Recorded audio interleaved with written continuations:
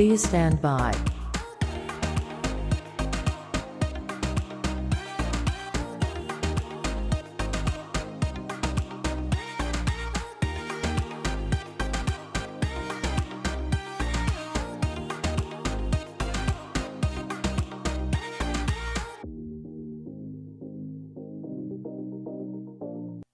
Hello, everybody.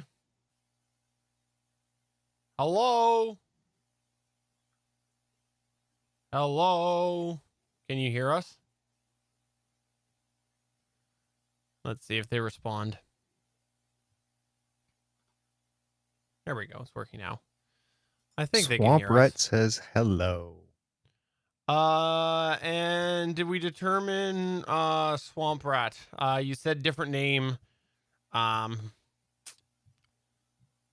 Maybe they want to remain anonymous. That's true. That's true. If you're comfortable, we would love to know who we know you by. What name do we know you by? Oh, it is Albert. Oh, Albert. Hey, Albert. Hi, Albert. I guessed correctly. Chris was right. He guessed. Right. Huzzah! I'll admit, Albert, you threw me off with the updates because you said it had updated and my mind went to app. And I know you don't have said phone, but then it occurs to me you might have a tablet. You probably do have a tablet.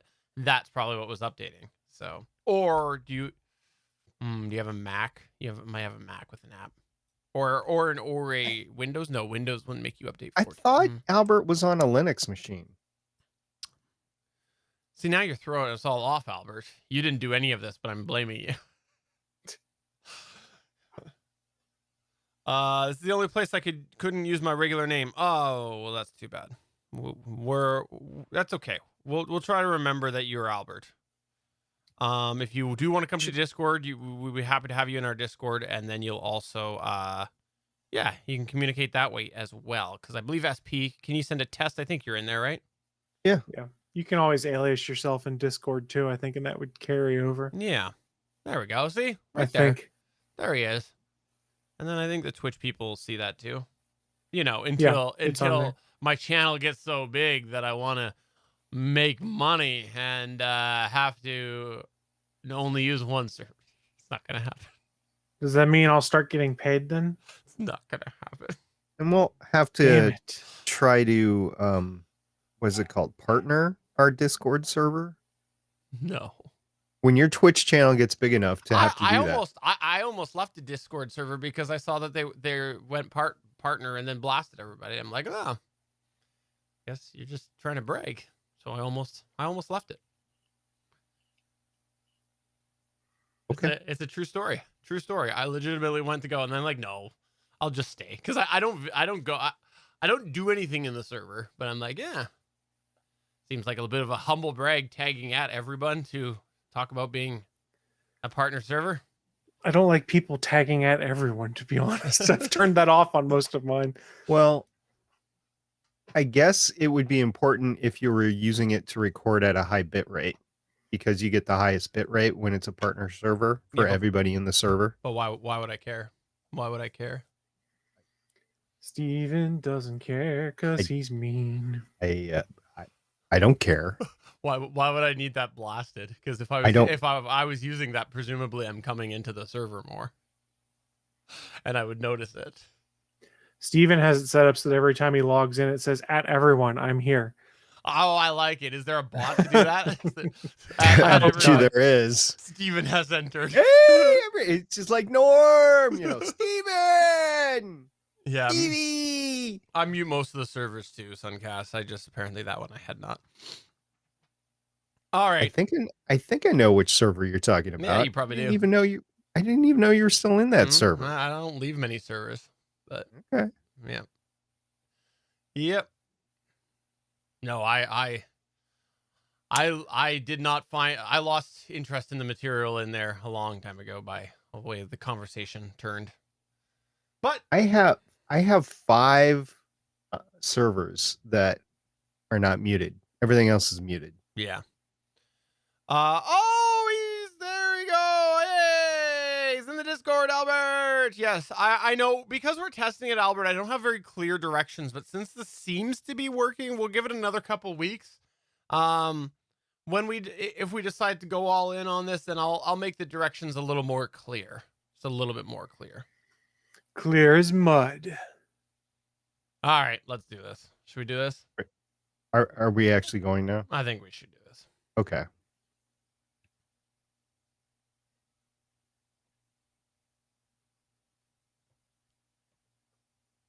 I'm about to sneeze. You know we're late now.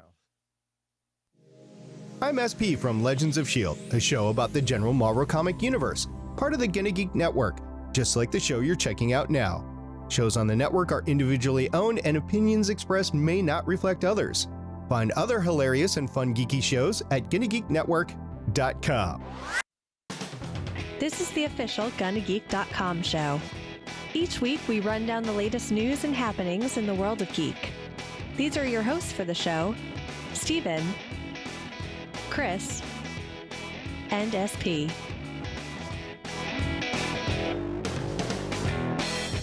Welcome to the 81st episode of the 300 series of 2021 of June. I am Steven, and with me, of course, is Chris Farrell. This numbering convention is very interesting. You know what? Just taken after the current text structure. We've also got SP here. I am That's not fired SP. up That's to be SP. here. Go ahead. I am fired up to be here to show my face on our YouTube channel and to have my voice be heard over the internets because it doesn't happen very often. You know, I was thinking about that. I think that if there was one person that nobody wanted to hear or see, it would be myself. And then I think that if there's one person that everybody wanted to see, it would be Chris. And then if there's one person that they wanted to hear talk them to sleep, it would be USP. Yeah, I often put on my podcast while I'm trying to go to sleep and it, boom, puts me right out. Have you hit your head lately, Steven? I just wanted to check on you because you sound like you're speaking crazy talk. That's every week on the Gonna Geek show from me. Thank you very much. So that's your show prep. You get a 2x4 and like go wham and slam your head into the 2x4 No. to show What he- prep. What he Yeah. does is he has his typical Molson breakfast, but he skips it for lunch. So he starts to get the, the withdrawal jitters right about showtime. So he's like really crazy and on and stuff like that. That's how he preps. That is how I prep. I always prep that way. Speaking of crazy things, today after work, I heard my wife decide that she was going to start playing Monopoly with the kids. Anyways, there was a lot of screaming. So like I said, my wife decided to play Monopoly with the kids because, it's not a game of Monopoly until there's screaming involved. No. Happy Flag Day, by the way. I don't know what it's called up in Canada, June 14th. It's Flag Day here in the United States. There's a day for flags. Yeah, there is Hmm. actually. So there's this whole ceremony that has to take place, usually takes place on Flag Day, of retiring old flags, and it Oh. usually ends up burning them, but not in a bad way, in a ceremonious way, and then you have to bury the ashes or something like that. A lot of Boy Scouts used to do it, but I don't know if the Boy Scouts are still around. You know what? I've just confused myself. Happy Flag Day. Well, I must have heard this along my journey, but I must have forgotten. So happy Flag Day. I didn't know this was the thing, or I forgot. Well, I mean, that's because you live in Canada.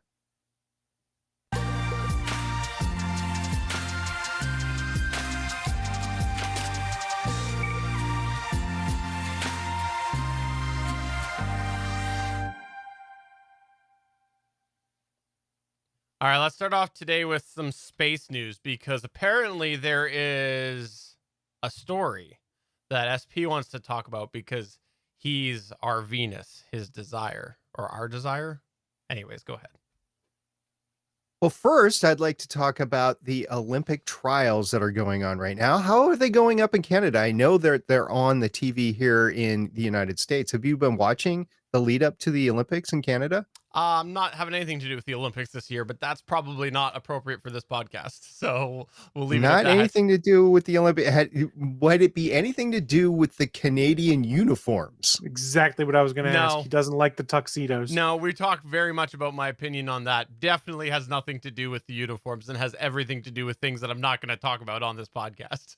All right. So since we're not going to talk about how poorly the Canadian Olympic trials are going, let's start talking about Venus and the fact that NASA and the European Space Agency are signing up to send not one, not two, but 3 probes to Venus. Now, I did put a Twitter poll out there on what everybody thought was the hottest space story of the week.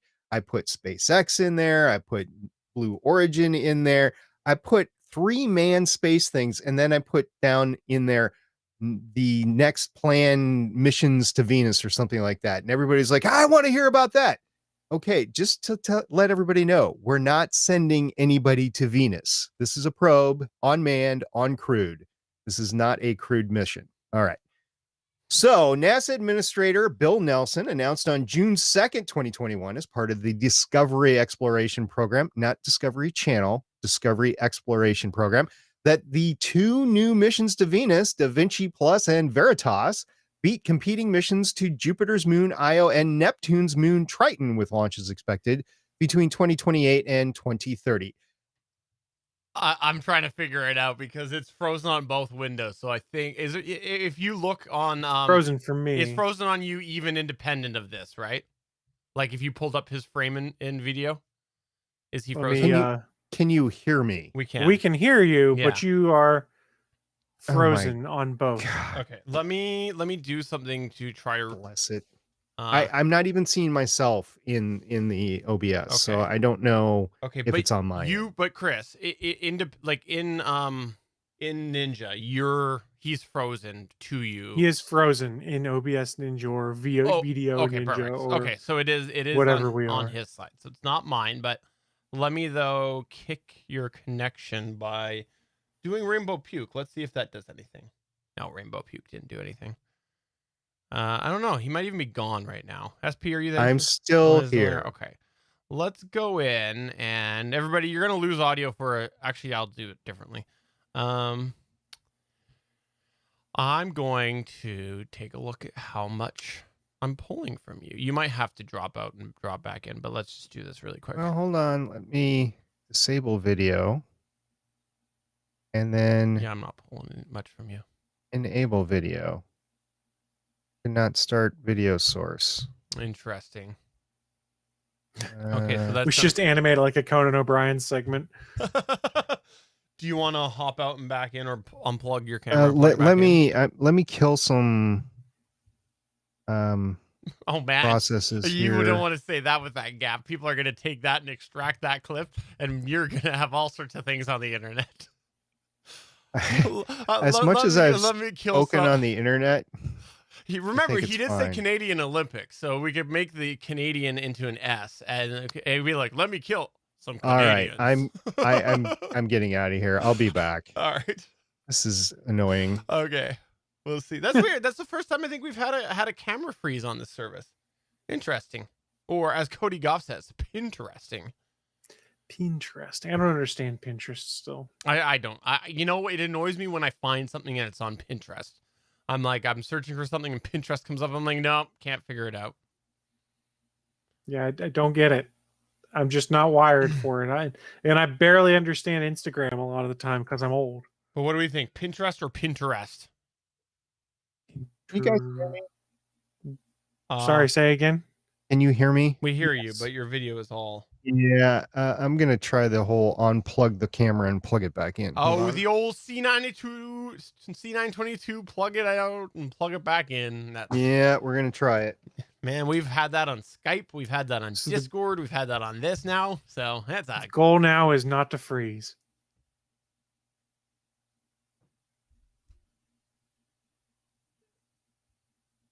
I'm moving now. My mic flag's moving. Damn mic flag giving me away. Well, I had the animated colors in the background going, so Oh yeah. it didn't really matter how quiet Uh, or steady I was. Oh dear. Edit point. I don't even remember where SP left off either. That so was a scream of rage. he'll probably have to start his whole point again.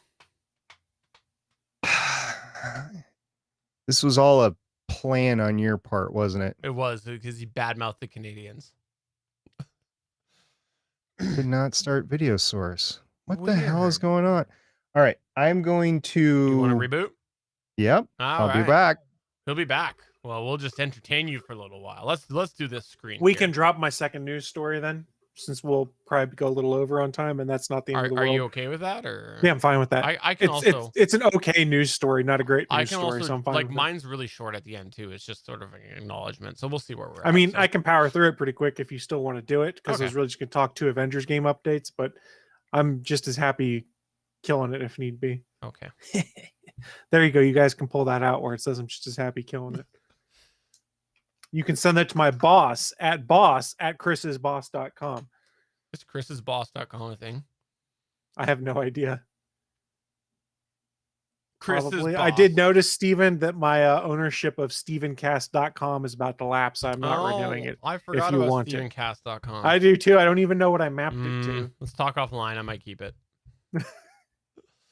I don't know. I should probably make sure that I did. Oh, it just goes to your Twitter. I don't remember how much longer I have it for. Windows has forced a expletive.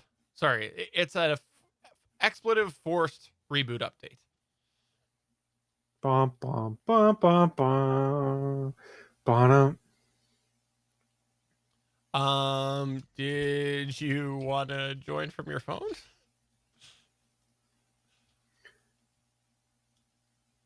There's a funny news story I wanted to talk about on the show, but wasn't appropriate for our show because we try to keep things PG.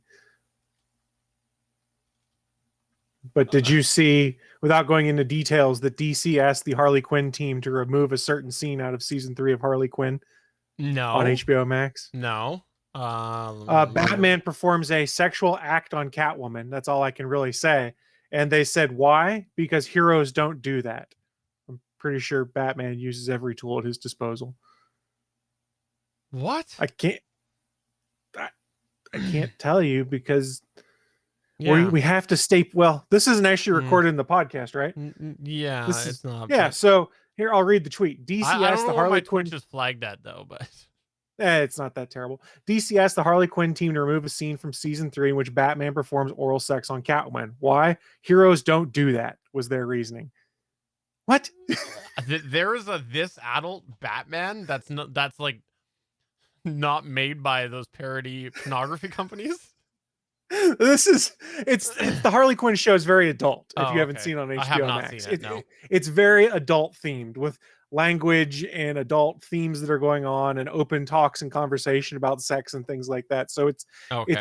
it's a cartoon that is geared towards adults, not children whatsoever. But that's just hilarious. That's actually really funny. It's actually a really good show. If you guys haven't watched it, it's really good. They've got what's the girl that played Penny on Big Bang Theory? She actually plays the voice of Harley Quinn in it, or Oh. does the voice of Harley Quinn in it. I like this quote. DC was like, quote, "You can't do that. You absolutely cannot do that." End quote.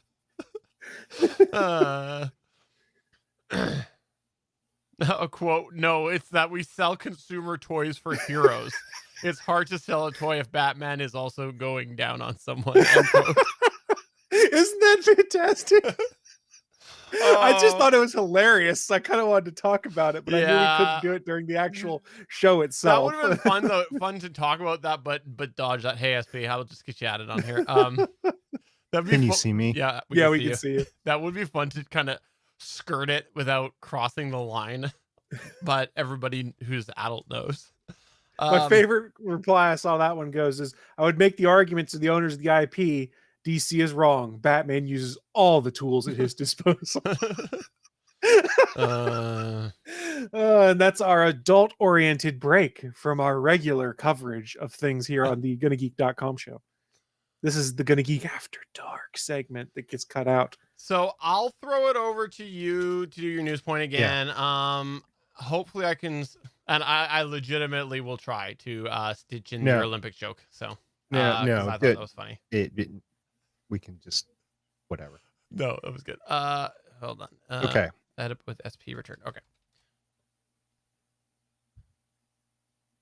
All right, let's start off here with some news because SP is my Venus. He's my fire, my desire. Is that how the song goes? I'm not actually sure. Huh. Somebody look up the lyrics. Anyway. So what we're going to talk about here is that not one, but two space agencies are signing up now to not send one, not two, but 3 space probes to Venus. Now, these are unmanned probes. So I put a Twitter poll out on Twitter about what is the hottest news story of the week. Now, 3 of the options were crewed, manned, or crewed programs, spaceflight, whatever. One was this to Venus, and I put it like missions to Venus. And I think everybody thought, hey, we're sending somebody to Venus. That's not true. We're sending probes to Venus, not a crewed mission. So just get that out of the way right off the bat. So here's what happened. NASA Administrator Bill Nelson announced on June 2nd, 2021, as part of the Discovery Exploration Program, that's NASA's Discovery Exploration Program, not Discovery Channel or the Discovery Company, just making that clear, that 2 new missions to Venus, Da Vinci Plus and Veritas, beat competing missions to Jupiter's moon Io and Neptune's moon Triton, with launches expected between 2028 and 2030. Now, I got to interject here a little bit that I am disappointed that we're not going to get a mission to Triton or Io in the Discovery program anytime soon before 2030, but Venus is also a place to go to. We can talk about that a little bit later. 8 days later, on June 10th, the European Space Agency announced as part of its Cosmic Vision program, its own mission to Venus called Envision to be launched in the early 2030s. These decisions were not related. That's what makes it so good, so great. The Da Vinci Plus and Veritas missions are each budgeted roughly at $500 million apiece and will be the first NASA probes sent to Venus since Magellan was launched by the Space Shuttle in 1989. And we talked about Magellan being the first space probe launched from the Space Shuttle in 1989. Matter of fact, it was the first probe that the United States sent out to another planet in 11 years. Could you tell me a little bit more about Magellan? I've never heard of this before ever on any history of any podcast. When I'm speaking and you're editing the show, do you put earplugs in and you just the SP, he's talking? Is that what happens? Have you ever thought about doing like a space segment where you could educate us on these different probes and things like that?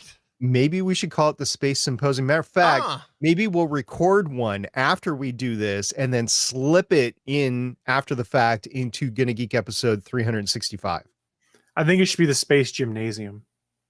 Well, Yeah. we could change it. Yeah. Okay. I'll go ahead and I'll let you slip that probe right in.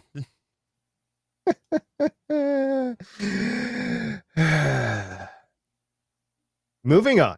Da Vinci Plus, or the Deep Atmosphere Venus Investigation of Noble Gases, Chemistry, and Imaging, that's what Da Vinci stands for, will send a probe into the planet's atmosphere measuring noble gases and other elements that can provide information on how its runaway greenhouse effect developed. Cameras on the Descent probe will provide high-resolution images of geological features known as tesserae that may be similar to Earth's continents. Now, Veritas, or Venus Emissivity, Radio Science, INSAR, Topography, and Spectroscopy, we'll just let that be, will map the planet from orbit using a synthetic aperture radar system. It will also search for infrared emissions that could help scientists determine if there is active volcanism. The ESA did not disclose the estimated cost of Envision, but under ESA's Cosmic Vision framework of science missions, M-class missions are intended to cost about 500 million euros, which translates into about 610 million US dollars. Envision will orbit Venus using scientific instruments, including a sounder to investigate layers within the planet, spectrometers to analyze gases in Venus's atmosphere and compounds on its surface, a radar instrument to map the planet's surface, and a radio science experiment that will probe the planet's structure and gravity field. The ESA has recently operated the Venus Express probe, which orbited Venus from 2005 to 2014. There's a couple other countries that are interested to send probes to Venus right now. It is literally a hot topic because despite some early successes of sending probes to Venus and landing for just a brief moment stuff because it can't survive on the Venus surface because it's so hot. We have sent as a human race some stuff over there. The Russians actually were the most successful. We really don't know a lot about it. We know a lot more about Mars because it's a lot more beneficial environment to probes and to rovers. And it is now considered, because we are considered to be in global warming and in the scientific communities, that the greenhouse effect in Venus was worth studying to help us understand what might be going on our own planet. As well, there might be life because Venus was assumed to have the same developmental path that Earth did. There might be life that had begun on Venus, and because the upper regions of Venus's atmosphere are still temperate, there might be some bacteria floating up there, some sort of life form that is floating in the clouds, and they want to be able to see if life was either sustainable there or maybe began on Venus. So there's a whole bunch of reasons to go back to Venus. We haven't been there in quite some time. So the fact that we have 3 probes being sent to Venus by ESA and NASA over the next decade or so says a lot about how the scientific community really want to know more about it. So why I mourn the opportunities lost to go to Neptune and Jupiter, to go to Triton and Io, I am excited about this possibility, and so is the entire scientific community.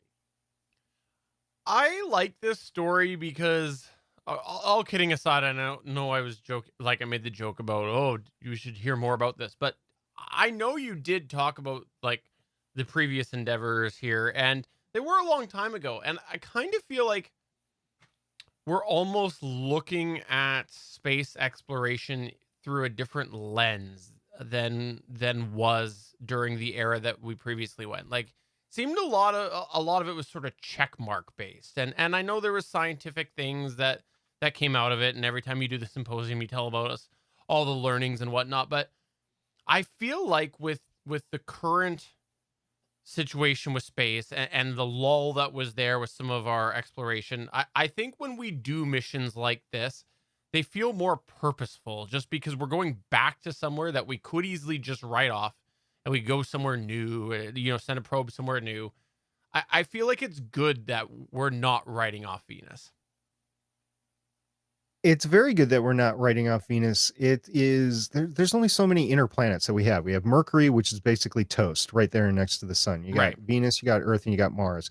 Between all the planets, Venus is most like Earth Mm-hmm. than even Mars is. So it would be very interesting to compare and contrast between Venus and Earth. And yes, Venus is closer to the sun than the Earth is, but that might necessarily not be why it's such an inferno on the planet. It might have had extreme volcanism that just lit up the planet, and it just hasn't cooled down. Earth might have been that way in the past, and it might be going that way now. Or maybe we can learn that Venus is cooling off right now, or maybe it will never cool off. I don't know. But Venus is most like Earth in size and composition, and the fact that it does have an atmosphere. And then you get beyond Mars and you get the asteroid belt and you get the gas giants. There's no other planets in the entire solar system that's more Earth-like than Venus. Right. Well, you know why Venus is so hot? It's because Suncast had a cooking accident there when he was on NASA vacation. Place just lit up, never cooled down since. That's why he's stationed on Mars again. We don't talk about that. There's still an active insurance claim on that. So Suncast, whatever you were deep frying, don't do that on Mars. We don't want to catch it on fire too. Nope. No. Yeah, that would be too Picardish. Too Well, soon. Well, I look forward to finding out more about these trips that are upcoming to Venus, and 3 of them apparently. Yep, 3 of them in the next 10 years. There's going to be a lot that happens between now and then. And if the Gonna Geek show is still around in 2028, we'll talk about the launch. Yeah, in 2028. We'll talk about it on the Gonna Geek show, which will definitely be around in the year 2028. It'll be the Used to Geek show by then. All right, what's going on from this Xbox Bethesda or Bethesda? Bethesda? Hey, I'm not going to throw any stones. I can't say scientific words. Well, so we're in the midst of E3 right now, everyone. They did their kickoff event, I believe it was on Saturday. Oh, right. And yesterday afternoon, as soon as I was done recording All Things Good and Nerdy, at 1 o'clock Eastern time, it was the Xbox Bethesda Games Showcase that Microsoft was putting on at E3. Why was it named the Xbox Bethesda one? Because Microsoft just spent $7.5 billion a few months back to buy Bethesda, so they're making use of the name recognition. I imagine next year it will just be the Xbox Games Showcase. But if you are a fan of Xbox, the platform specifically, or even just gaming in general, this was a very interesting event to watch. They had a 90-minute event in which they showed off 30 different games coming to Xbox in the next couple years. And obviously, we don't have time right now to go through every single game that's coming out, but I wanted to come through and pull some highlights and say, hey, here's some stuff that we should keep an eye on because it's really interesting or it's a big get for Microsoft. And then I'll sum up some thoughts at the end as to how good I think this event was. First of all, we got our first taste of the game Starfield. It's something that Bethesda had been teasing for a couple years now. It was supposed to be, for lack of a better term, their next big RPG, but it was going to be set in space, in a space-based environment. In fact, one of the Bethesda developers, or it might have been one of the VPs, I can't recall correctly, basically equated it to playing an RPG where you're Han Solo in space. That's the kind of look and feel they're going for. We got our first trailer that showed just cinematics, no in-game gameplay footage, anything like that. And as part of that trailer release, they did announce that Starfield will hit on November 11th, 2022 on Windows PC and Xbox Series consoles. Notice I said PC and Xbox. This is the first of the games since the Bethesda acquisition that Microsoft has made console and platform exclusive. This is the first of the Bethesda games that has not been announced since the acquisition to be going to Sony's PlayStation 4/PlayStation 5 platform. Why do I bring this up? Because it's a big deal. There were a lot of folks that were really worried and concerned when this acquisition came up that were PlayStation gamers that said, oh man, I was really looking forward to Starfield, or I was looking forward to the next Elder Scrolls game when that comes out. I wonder if Microsoft's going to make those console exclusive. To which many of us went, well, they spent $7.5 billion. I imagine they're going to do that. But Microsoft kind of cruelly dashed those people that had hope remaining that this was not going to be exclusive. So I think that was the bigger news story here. Not that we got our first trailer, but that Microsoft finally confirmed that this is going to be an exclusive title, and the only way to play it is on Windows or Xbox. I gotta say, So- I'm not a big fan of that from a consumer perspective. With that said, Sony has done this many, many times. So you know what? From that perspective, good on Microsoft for throwing some shots back. Well, and Microsoft has taken some heat in recent years, deservedly so, for not really having great exclusives on their platform. Whereas Sony and Nintendo have a lot of console exclusives or their own developed IPs that are pretty fun and engaging. I do have a question for you, Chris, and just want your opinion because I know you don't have any available information on this. But do you think there's going to be a trend, maybe starting with this game, that it will be exclusive to a console, to the Xbox architecture, whatever, for a certain amount of time, say 6 months, 9 months, a year, and then they will make it available on multiple consoles? So I doubt that will be the case with this one because games like this are what they deem as a system seller. It makes people buy into your ecosystem. And in Microsoft's case, subscribe to Game Pass, because since it's a Microsoft owned title, it's on Game Pass day one as part of the subscription. So my guess is that won't be the case. And as we went through this event, Microsoft made a point of saying things that were console launch exclusive versus just console exclusive games. And this was deemed a console exclusive game when it was all said and done. So I would be very surprised if 6-12 months after the game came out, they went and put it out on one of these other systems, especially if they're not really tailoring it to do that, because I don't know how easy it is to take a PC or an Xbox game and then use the PS5 dev tools to convert it over to run well on that platform. That was a consideration I had, but I didn't know how far along the development path that they had gotten with multiple consoles before they made it exclusive. I'm just guessing maybe it was originally developed to be multi-console. I don't know. It's entirely possible, but it's also quite likely that when the deal was becoming official, remember they worked this deal behind closed doors for like a year and a half before it actually happened, that they already knew the writing was on the wall. It was focus on PC. And then in turn, if you're focusing on PC, it's not a difficult leap to then focus on Xbox, because they tried to build those dev kits to work well with each other. Okay. We'll go through a couple other games that are interesting here. This is one that was really interesting to me. I had kind of forgotten about it until I saw the trailer, but there's a game called Back 4 Blood. And why do I bring this up? It's made by a lot of the developers that made the Left 4 Dead series. That was, I think, on Xbox 360, PS3, and PC side of the house. And if you're not familiar with those games, they're basically survival horror games where you team up with 4 people to survive zombie hordes and try and escape them. And they're incredibly popular. And to this day, there's still a lot of people that play them online and multiplayer. This is the successor to that series. And why I wanted to bring it up is Microsoft said, hey, we have this on Game Pass on release day. So it's a third-party title that's on Game Pass at launch. So it continues what they've been doing with some of these other titles like Outriders and things like that, where it's an online co-op game and they bring it into Game Pass and probably arguably get a lot of people to sign on and then want to play it themselves. And I apologize, I forgot to put the launch date in there, but it is this year that Back 4 Blood comes out. This is what they need. They need some titles like this to really pad the Game Pass model. Need to get more people subscribing to it. Yes, and that's what a lot of this presentation was about. And I'll tell you at the end that most of these titles are coming to Game Pass, and the numbers kind of astounding. Next game up that I want to talk about, they announced an expansion to Sea of Thieves that was developed by Rare, which is owned by Microsoft. It's called A Pirate's Life. Well, why do I bring this up? Because Sea of Thieves came out, I want to say 2 or 3 years ago. It was a little shaky at launch, but they have kind of pivoted, and through all of their free DLC they've added to it, turned it into a really robust and online thriving community. There's a lot of people that play it online. There's also a lot of people that stream it on Twitch and have interaction that way. So there's a very dedicated player base, and they did announce a new update called A Pirate's Life.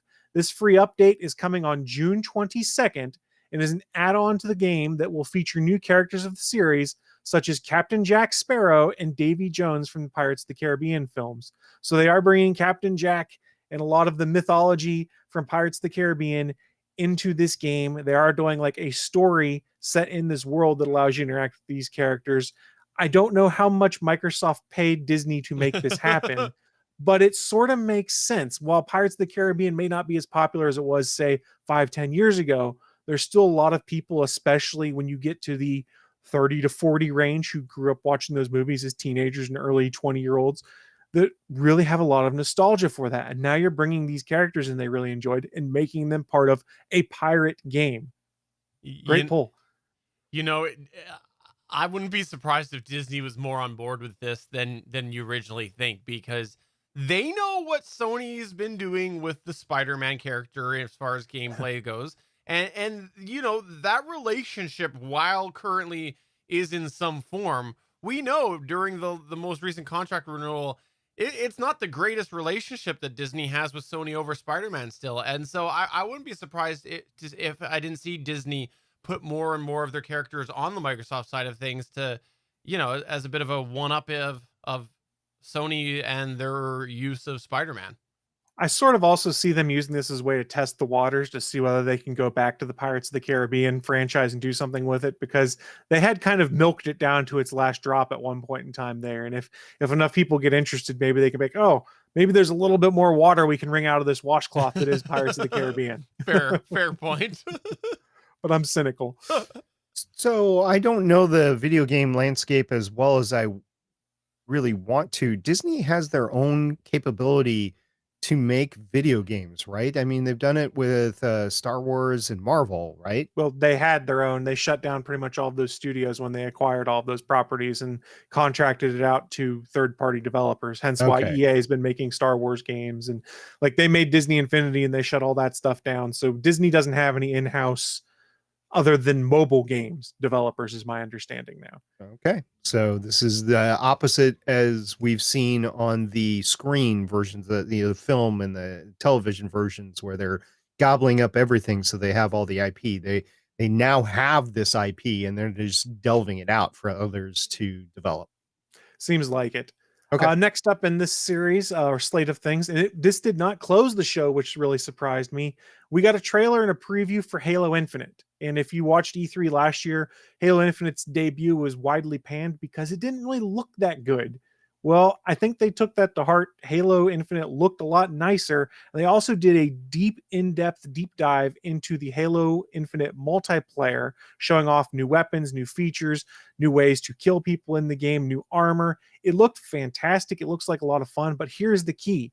Halo Infinite's multiplayer is free. If you have an Xbox, you can play Halo Infinite multiplayer and also have to have an online subscription to be able to play, so Xbox Live Gold. But you can then play Halo multiplayer for free. My guess is they'll probably do things similar to the Battle Pass system we've seen in Fortnite and Dead by Daylight, things like that, to keep people interested in playing the game and then kind of tease people into buying those Battle Passes, and that's how they can monetize it. And then Halo Infinite itself, we got a little bit of a storyline preview that seemed to indicate that Cortana's gone. We don't know exactly how that happened yet. And it looked nice. And it comes to Game Pass day one. We, however, did not get an official release date, it's just holiday 2021. So to be clear, the point in all of that is that you want to bring up surprise in the fact that a Microsoft property has gotten rid of Cortana. Is that the point here? I mean, considering she was kind of instrumental to the plot of the last 5 games. Yeah, no, Microsoft's scrubbing Cortana, even if it was unrelated. No, Microsoft's like, no, I mean, it's gone. Get rid The of it joke all. does write itself there. So what sort of interaction is 6 going to have with Master Chief in this? Like 6 is in Cylon 6? Or No. what do you... I'm confused. The Halo 6? Yeah, the Oh. Halo. What was it? Halo 3 or 4? He's the main character in this game, like he's been in the last 5 games. 6 is? Well, Spartan 117. I don't know who 6 is. I think we'll leave that one there. I'm confused. I've never really played Halo other than multiplayer, so I am also confused. But somebody gets that. What do you got next there, Chris? So 2 more things to run through real quick, and we'll power through them. They did announce, we all knew it was coming, Microsoft Flight Simulator coming to the consoles on July 27th. Where this is interesting is they promised to have, quote, the same level of depth and complexity as the PC counterpart, end quote. They did also announce a partnership with Paramount Studios around the launch of Top Gun Maverick to include a bunch of planes from the Top Gun series at that same point in time. So it's a weird little collaboration, but where this is really interesting is Flight Simulator has always been a pretty popular PC game for Microsoft. They've gotten a lot of credit, and duly so, for how they built Flight Simulator this time around with like real-time weather, real-time satellite info that's showing like cloud cover and using satellite imagery to depict what is on the ground, things like that. And the way they're describing it is it should be the same depth and complexity that comes over on the console. And it was sort of snuck out there that there will be flight peripherals coming out for the consoles too. So you could have your own joystick and throttle combos and foot pedals and things like that coming as well. Yeah, I think that's a must for Flight Simulator. Yes, after playing Star Wars Squadrons with a controller, I was like, man, I'd much rather be playing with the joystick on my PC, I think. I'd much rather be playing with one of those embeds, that goes straight in your head that Elon Musk is go. making. I don't want a controller at all. I just want to think it and make it do it. You said that you wanted to be in bed with Elon Musk. Cool. Who wouldn't? That's fair. That's fair. And you know what? He's going to be the richest man in the planet for like 11 minutes, but he will be. Yeah, when Jeff Bezos leaves. Last of the announcements, and I thought this was a gag at first, but they announced the Xbox mini fridge. It is modeled to look like the Series X, coming in holiday 2021, and the trailer itself on it says, "Not a joke, this is real." So they are making a mini fridge, which kind of goes to the gag that was made that was, the Xbox Series X looks like a door mini fridge. So Microsoft is embracing it, and they're releasing a refrigerator, and that just made me laugh. I kind of want it for my office. It's smart. They should have done this a long time ago, right? Well, because remember, the thing is though, like the target demographic of this would have scooped it up decades ago. Part of the promotion when the Series X was coming out was there was like 10 different YouTube influencers or whatever that were given like full-size refrigerators modeled after the Series X. Oh, right. That designed to look like it, that had a Series X inside. So they did their unboxing of the refrigerator to get to the Series X to do the unboxing of the console itself. This is just the cheaper way to do it.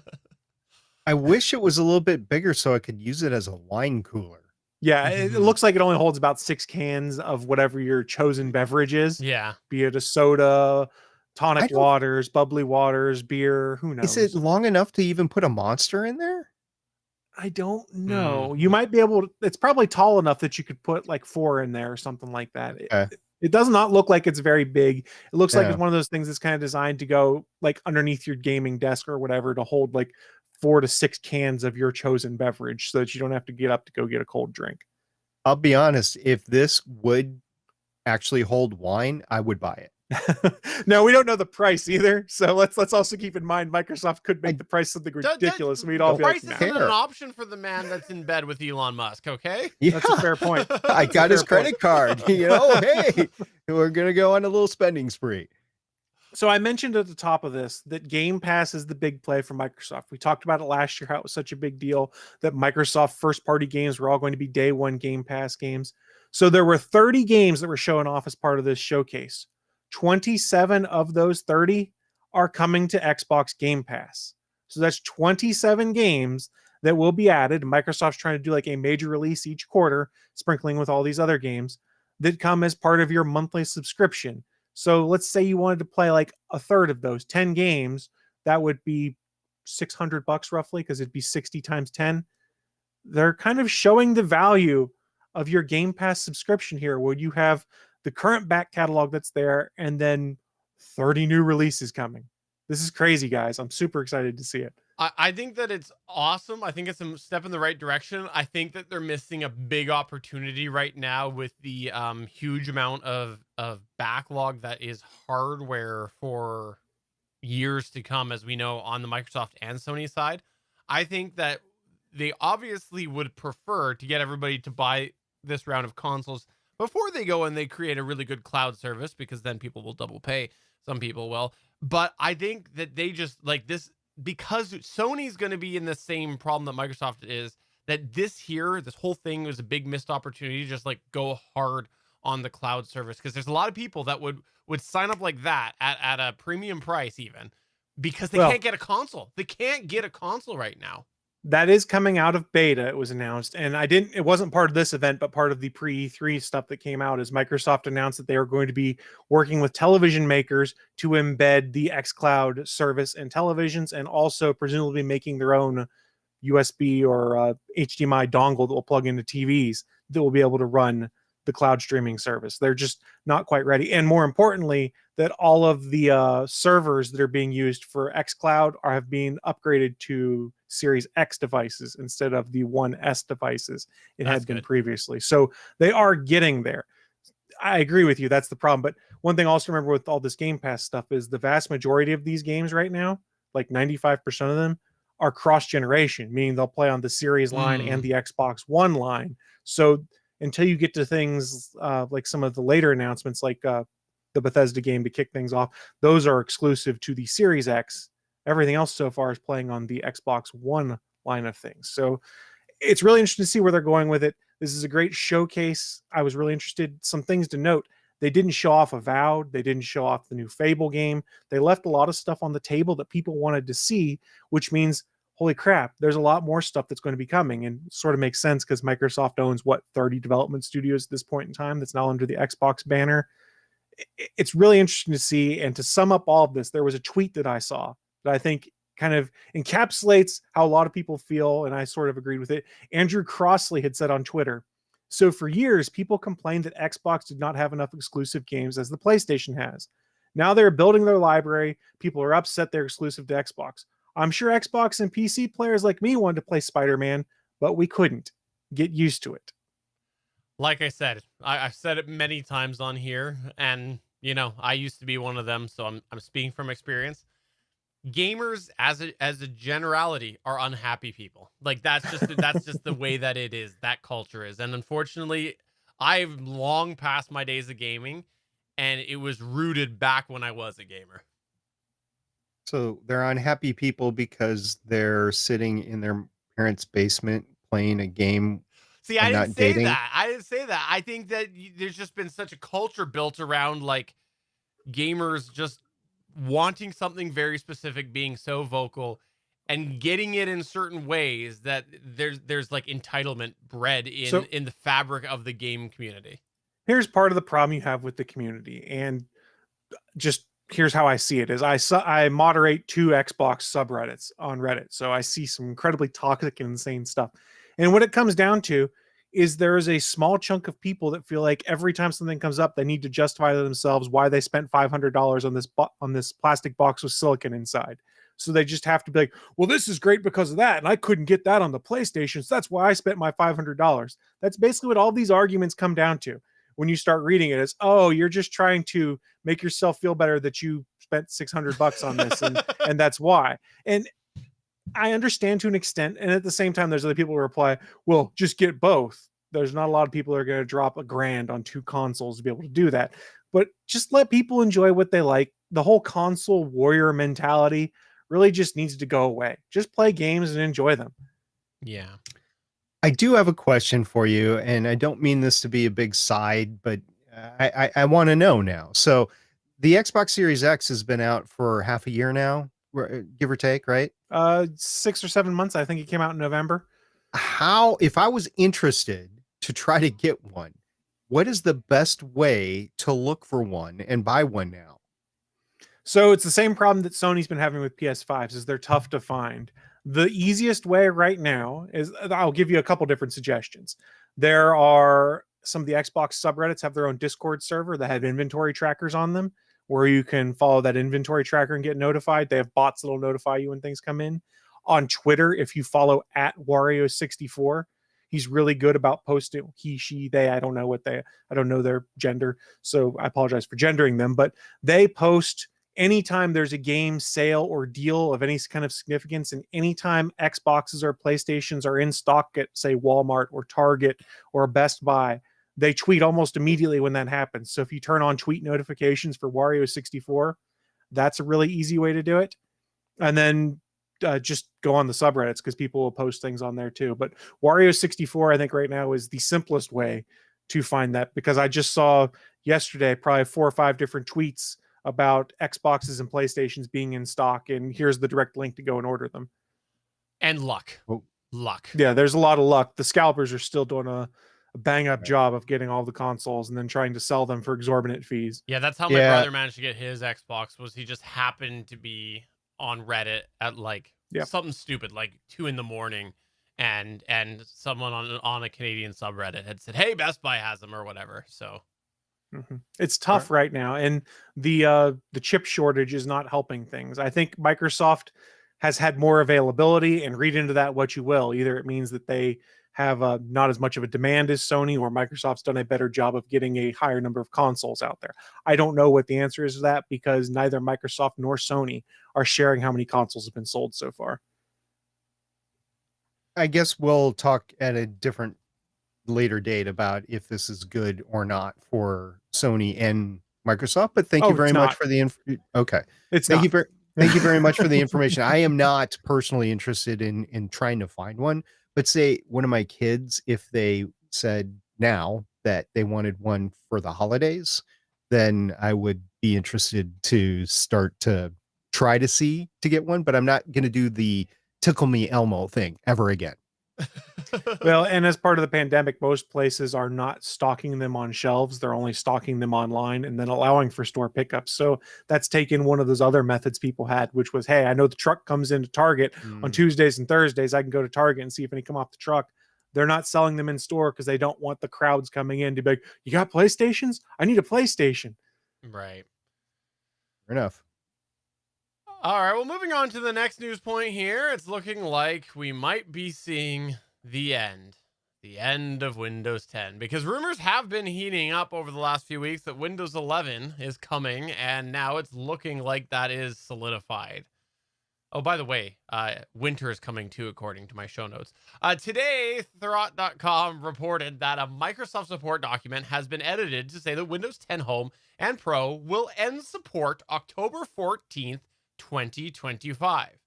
Now, up to this point, Microsoft has really not acknowledged the end of Windows 10 officially. Instead, they've mostly focused on ending support for specific versions of Windows 10.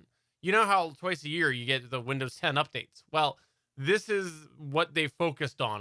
On the list that I'm talking about right now, the document has said version whatever will end support as of certain date.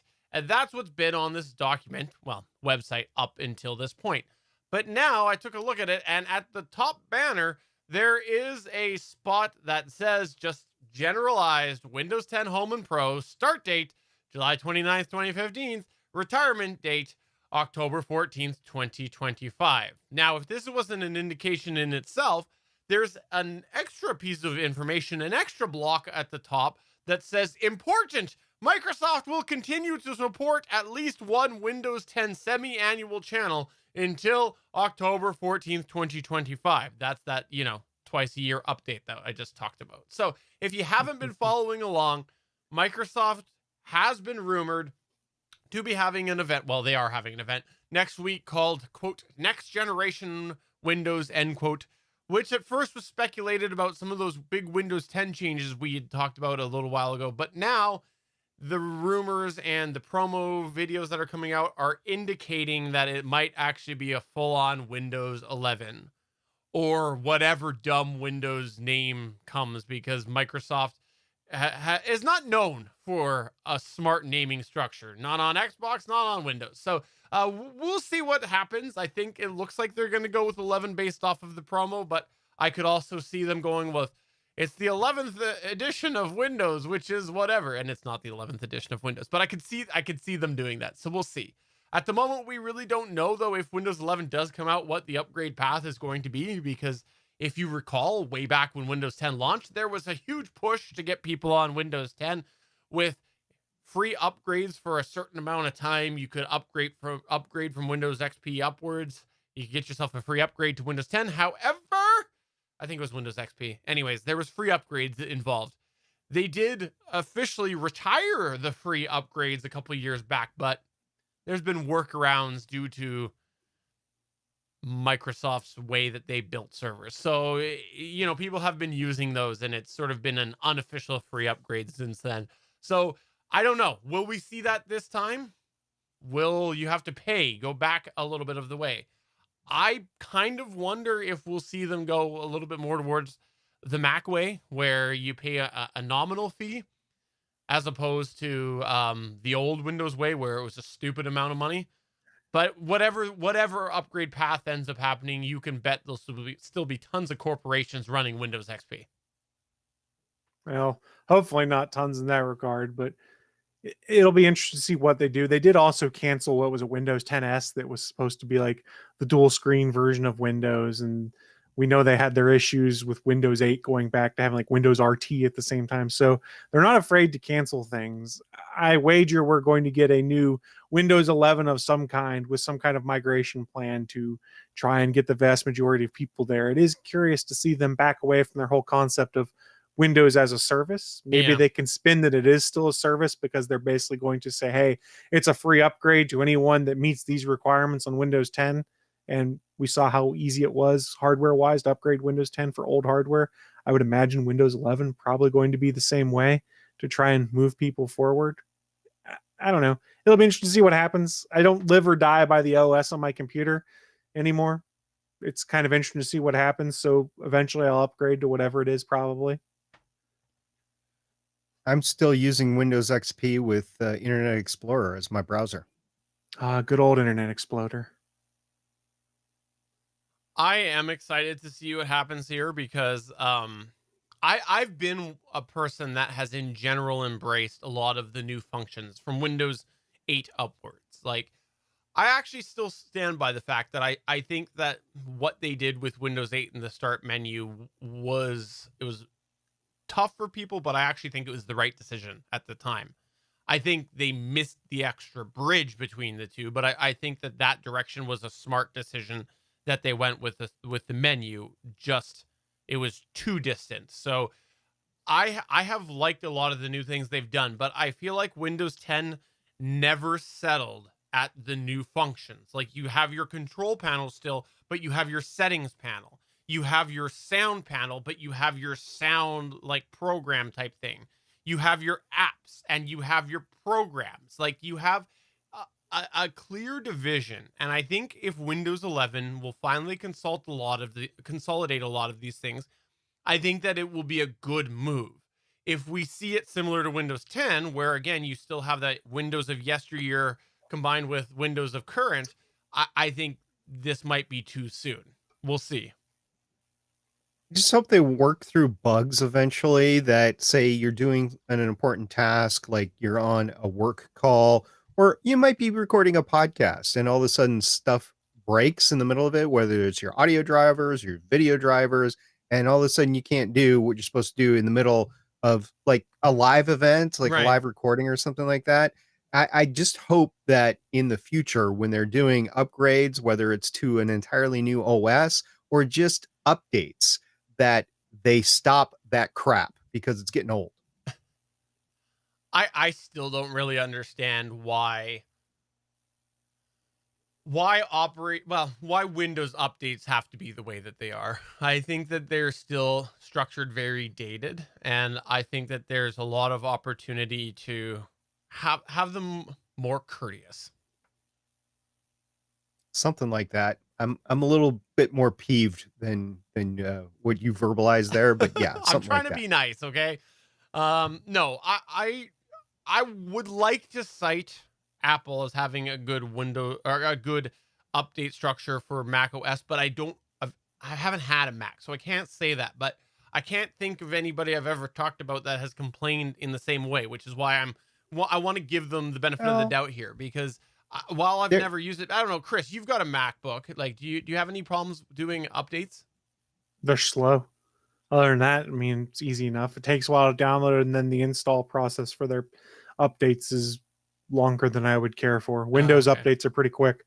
Oh. there have been whole OS upgrades with the Mac architecture that have completely halted podcast production. Yeah, And it can't be just podcasting. It's just what I've heard over the last 5 years. fair point. And yes, I was referring more towards the day-to-day things, because yes, So the major Mac updates have caused various issues.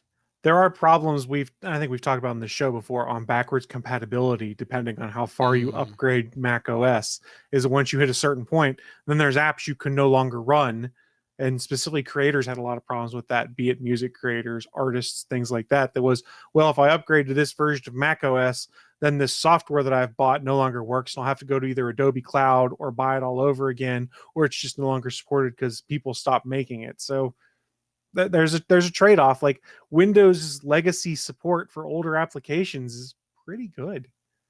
You know, I have to say, when I built my new computer last year, because of issues that I came across with my old computer when it died, I have pretty much gotten in the habit of shutting it down almost every day. Like, that's sort of been my habit, and I like that because it is a nice compromise for the updates, because they're more often than not more often than I would think, I end up going to shut down and it says, do you want to update and shut down? And so I guess I never realized how much before it was either happening automatically in the background and running and doing it at inopportune times, or it was sitting there waiting to update. And so my sort of daily shutdown, I think, has made me update in a more convenient manner for myself because they're updating when I'm shutting down.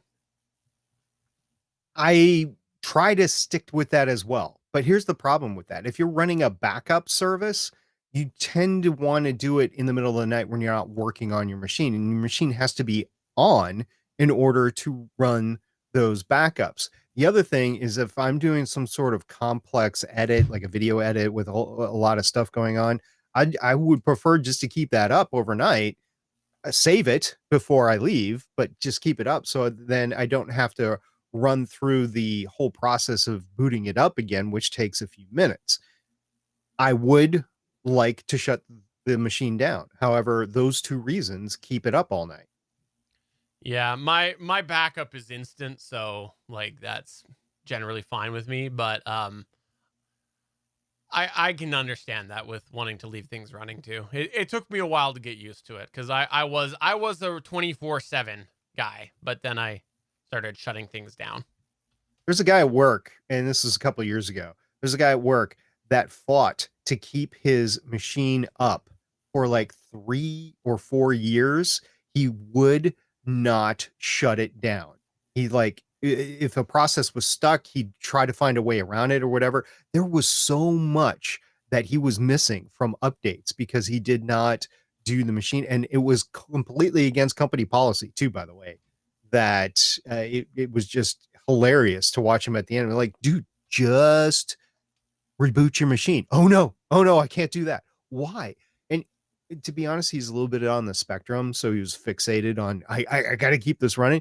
Just reboot your machine. We're supposed to reboot the machine at work every day, so it's no big deal for me at work. But here at home, with the backups and stuff, I had some issues with it. But it's just funny to watch some people try to fight it. And it's like you can only fight it so much, and then you're hurting yourself because you're not updating. Well, I look forward to seeing what comes anyways next week. I am ready to move on from Windows 10. I've expressed that before, and just so many weird quirks, and hopefully a lot of those will be gone. But maybe it'll be another disaster. I've seen people saying, "Oh, this will be the what was Windows 7 to Vista," and people are like, "Wait, I thought Windows 10 was supposed to be that of Windows 7 or Windows 8." So, anyways, I don't know what's gonna happen. We'll see. I don't know either. I know I've used it for a while, so I'm like, okay, I'm in it. I'm not like Chris. I'm not in the have a toe in both architectures. Yeah, fun. which for the right price, I absolutely would, but that right Oh, price. I got the credit card. Let's do it right now. I'll order a bunch of machines right now. Mac Pros, here we come. All right. Well, that's going to go ahead and take us to the end of the show. Before we wrap up, I just want to mention right here, right now, we had a lot of good conversation on those 3 topics, but we had a few other things that we wanted to quickly run down that we don't have time for to discuss, but we'd love to have you come discuss them with us in our Discord server. You can come to gonnageek.com/Discord. It's been a crazy week in space, and SP had some things he was going to talk about. Chris had some Square Enix E3 news, but again, running late. And let's face it, Chris is going to have E3 news throughout the week. He is. It's true. Probably. And I wanted to acknowledge that our Prime Day tradition has been canceled because Prime Day is back, but it's delayed in Canada due to COVID reasons. And so we will not have aligned Prime Days between Canada and the US this year. It's not going to happen. So Really? we won't be able to do our Interesting. whole Gonna Geek rundown of things we shouldn't have bought. That's interesting. So you might get some deals that we don't because products will have rolled out Maybe. after our Prime Day that you might have available. Wow. Yeah. No, I didn't expect it, but they announced it in May, but now all the news was coming up, so I wanted to mention it this episode. But yeah, come to our Discord, gonnageek.com/Discord, and especially during Prime Day, you can come and you can make me jealous of all of these things because that's what I want. Is I want you to make me jealous. And also, by the way, while you're over there, but you should check out some of the other channels that are in there. We got a lot of cool topics that got a cool chat. I don't know why I said it that way, but we do. And you should check that out because we sometimes have smart home chat. We have drone talk. We have all things good and nerdy talk about Willie. What? And we also have amazing podcast talk as well. You need to ban Willie. Before we go, is there anything that we'd like to plug or promote? Let's start with USP. Over on Legends of S.H.I.E.L.D., we started our coverage of Loki over on Disney Plus. It's a limited series, a 6-episode series about Loki, and we've started that. And right after that, we'll go into Black Widow coverage. So it's going to be a fun summer. So catch that at Legends of S.H.I.E.L.D., which you can find at getageek.com. Chris Farrell. Well, I guess I'll shamelessly self-promote and say, hey, if you want to hear me talk more about E3, tune in to this upcoming episode of the All Things Good and Nerdy podcast on Sunday at 11 a.m. Eastern. It'll be broadcast on Geeks.live just like this. And I'm sure that myself and my co-host will be running down some more of the E3 news and events that have occurred. And I'll just go ahead and double tap the Discord server because I got to say, I think our smart home talk has kind of faded a little bit over the last little bit. And I'd like to see some people come over there and chat a little bit more about smart home stuff because we have a lot of people that have different smart home things. And it doesn't have to be like, oh, look at my home. I walk in and it wipes my butt. No, we don't need that. You just have What? I kind of want that. That's what the 3 seashells are for. No, it could just be something easy, like, you know what, I got myself a new voice assistant, or it could be like, hey, I got a smart bulb. I just want to keep that conversation going, so come to gonnageek.com/discord and talk about all of that there. Or maybe you've just recently purchased a Wi-Fi enabled range that is not smart. Yeah, that'd be good. Yeah, okay. So for episode number 381 of the Official Gonna Geek Show, I'm Steven saying, yep, Prime Day separation. So sad. I'm SP saying I do not have any interest in trying to find an Xbox Series X right now because they made it so hard. I'm Chris, and I can't wait for WinOS 11 XYZ. You know they're going to call it that now. I hope so. Oh, that's so Microsoft. I'll give them that for free. They don't even have to pay me anything. Bye. Bye.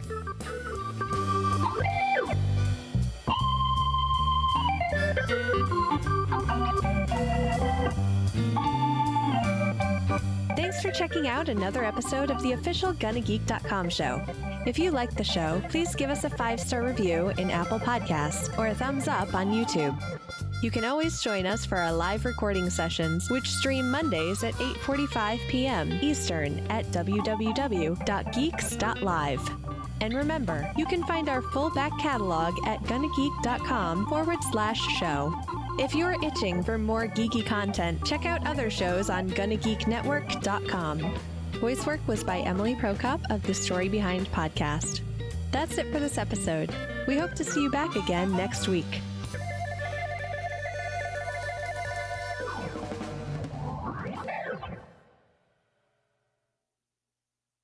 Thanks, everybody, for coming to another episode of the Gonna Geek Show. Seriously, we'd love to have you in the Discord and chat with us about all of these other things. I'm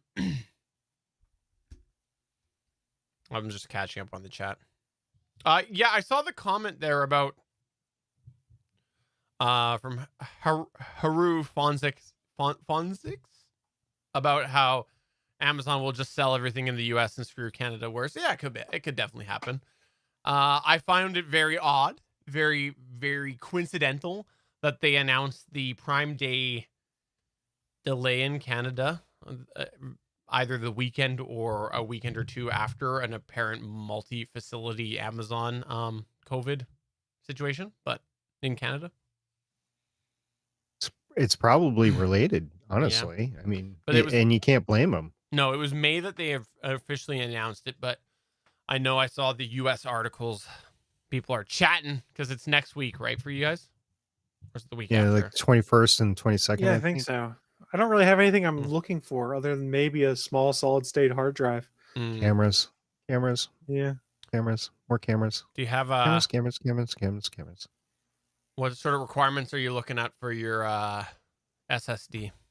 What are you looking at? Nothing crazy. I just want a USB one. I don't even Oh, want yeah. one to put in there. I just want to use it for moving data around. Nice. Hey, speaking of smart home stuff, today I put on my Home Assistant install. I happen to have the RF antenna for it. I could pick up the RF frequencies of one of the, those little weather stations that you put the thing outside and it Yep. sends it to the display inside. Yeah, Obviously, I'm jealous. I they're want one. completely wide open because they're a freaking weather station that costs you like $20. So I want like the $500 one. okay. So, anyways, the weather stations, though, from what I've read, most of them are like basically completely wide open frequencies. So, yeah, it was really really simple. That there's several plugins out there, and all I needed was the little RF USB adapter, which I had sitting around from a project that I didn't do. So I just plugged it in, and then was able to pick up my my little weather station that's on the back. And now I am going to look for a rain gauge, Uh-huh. and tie it in with the weather forecast. And then I believe through some very simple programming, some very simple automation, I should be able to get my my lawn basically not like very minimal overwatering and very minimal underwatering by coupling those two data set points. So should be Yeah, good. I think I Well, am interested. shit. Yeah, I've been looking at different things, and the big thing is I want I'll be back. to keep my own rain sensing over time, because oftentimes in the forecast you get a forecast for, okay, it's going to rain like an inch and a half, and maybe after the storm they say, okay, this area got an inch of rain, this area got a half an inch of rain, this area got Mhm. 3 inches of rain, or something like that. But very very few sites will let you go back to the history of the data and be able to see over time how much rain you got. And in some cases, especially if you're in a drought situation, which a lot of people in the Southwest are right now, if you do get rain, it will be very isolated and situational. So you might have gotten rain, whereas somebody like a mile or two away did not get any rain at all. And wherever that weather station is that's in the history of the data, wherever you're getting that from might not be from right in your area. So you're not seeing how much rain you're getting. You know, Steven's talking about watering his grass. That's kind of where I'd be if I was a farmer. I'd be all over this. I'd be like, yes, I need Yeah, one for every makes field. sense. And in some cases, I want one for every corner of the field. I mean, you'd like to have one in the middle of the field, but you're driving a tractor over it, you're driving a plow through it, and that sort of stuff. So probably unrealistic to have one in the middle of the field, but I would want to have several around the field, and I would want to be able to hook that up to some sort of Wi-Fi, or maybe even I don't know, maybe even 5G or something like that. But you know, that's expensive over time. Yeah, certainly is. And I've been looking at them, these smart weather stations that would do that rain tracking that Steven's talking about and that I just talked about, and they're in the hundreds of dollars. I think the one weather station that I really looked at was like $500 to do everything I want, and I was wondering if I was getting gypped off on it, because I would think you'd be able to do it with a lesser amount, but I don't know. I don't know if we're gonna get Steven back. I don't know if we I'm are here. either. I'm here. I'm just cleaning up the coffee-soaked Chromecast. Anybody want Oh no. coffee? Well, it's only That's a okay. Chromecast. It's Yeah. old anyways. That's the old one. No, had I a don't little even know bit of what I did. an incident. I didn't actually realize that cup had. I know. I had the Chromecast and I had absolutely no use for it whatsoever, so I gave it to a coworker. Matter of fact, it was that same coworker that refused to reboot his machine for 3 years. Well, thanks everybody for coming on by. We hope you had yourself a good time. I'm just gonna lean over here and wipe a few more things down. We hope that you can come for the Better Podcasting live chat tomorrow. We hope that you can come back on Thursday for Legends of Shield. Come back. Talk a little Loki. Yeah, talk about the next episode of Loki, which, by the way, I watched it on Friday. Managed to avoid most things. I think I'm gonna do it. I really like watching those Marvel series on Friday evening. I really do. I wouldn't mind that, except for just, the timing's just not going to work out Yeah. for us with Legends of Shield. Yeah. So I got to watch it on Wednesday nights. No, I get that. We hope that on Sunday you can come back for all things good nerdy, and maybe next Monday you could find it in your heart to join us for another episode of the Gonna Geek Show. We would love to have you. Come on by. Maybe I'll have less spills. Maybe I'll have more. That will be determined next week. More spills, more spills. Yeah, I might actually keep my news point or my story for next week. Okay.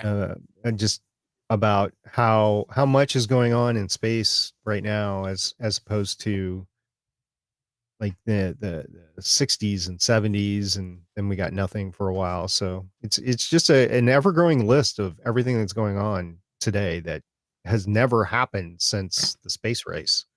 I like it. I really like how much is going on. I mean, and what's in the doc is just, it's a smattering of what's just happened in the last few days. Yeah. And you know what else is fun? The fact that sorry, I'm still cleaning things up. Cleaning Fact your that- pants. That there's billionaires having a pissing match. I know. Well, I mean, they always have. Billionaires will have a pissing match over everything all the time. It doesn't matter Pretty who, much. which business industry it is. That's true. All right. Well, have a good night, everybody. And next show is Better Podcast.